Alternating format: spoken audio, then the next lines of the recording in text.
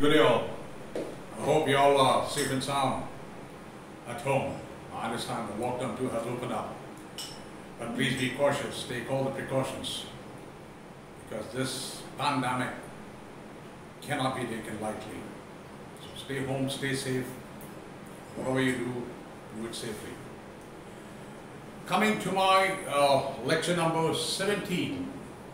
Now I have already imparted the SPM maneuver in my earlier lecture number 12.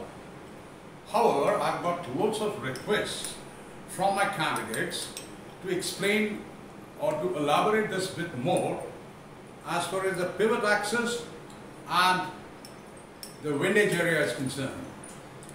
Therefore, taking this opportunity at the same time, thanking you all to the way you have reciprocated, I am going to now deliver a bit detailed and maybe a little extensive lecture only on the SBM and SPM, that is single buoy mooring and single point mooring. It construes to one and same thing.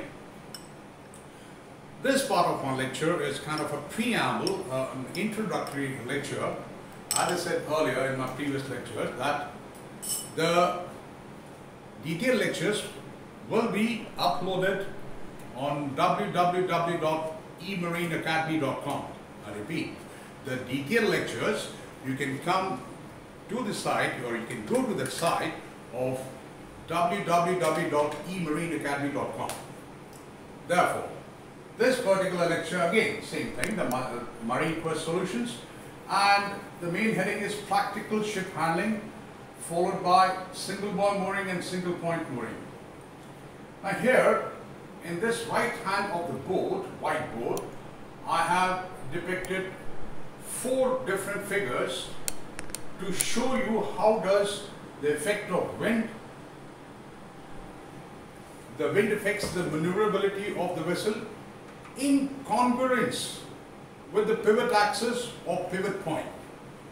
So, in this particular lecture, I am going to talk about first separately the effect of windage area with respect to the pivot axis or pivot point, especially when the wind is from behind in case number 1, when the wind is from behind, case number 2, when the wind is from the quarter, case number 3, when the wind is from the bow, and case number 4, when wind is almost abeam. So what actually happens? How does it facilitates and or hampers the ship's maneuvering? Or how can we, as I said earlier in my initial lecture, when we talk about the ship handling is the unification or harmonization of 2 forces. One is the internal forces.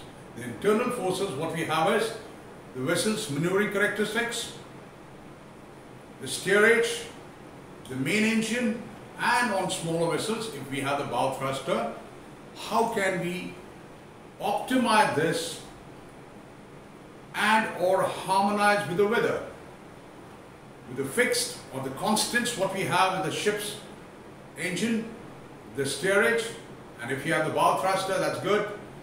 That is, we know they are rated at one particular rating or capacity. But the weather we cannot control. So how can we utilize and optimize the usage of our equipment on board and optimize the maneuvering of the vessel, taking the advantage of the weather? That's the main mantra of ship handling.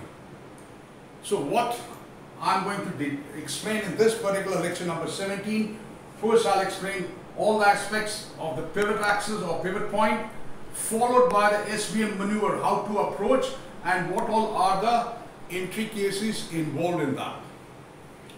Therefore, I will see you on www.emarineacademy.com. Please do share and press the bell icon and come back to me whatever the queries you may have. As I said earlier at the beginning of my lecture, that this particular lecture I am doing it again. This is as per my audience demand, which I will always respect and always cater to. Thank you very much. Good day.